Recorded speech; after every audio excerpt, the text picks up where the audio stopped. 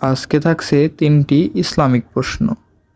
প্রশ্ন 1, কোন নবী ছিলেন রাজাও আবার নবীও?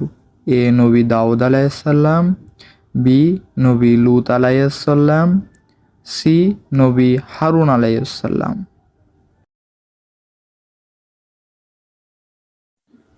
সঠিক উত্তর নবী দাউদ আলাইহিসসালাম।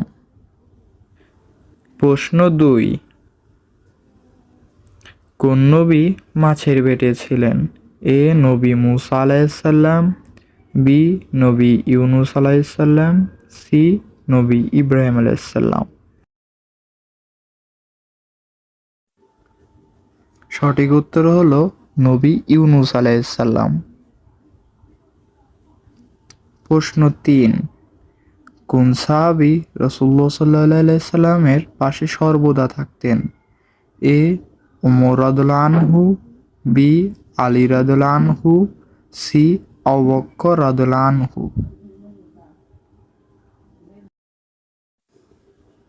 সঠিক উত্তর আবু বকর রাদিয়াল্লাহু আনহু।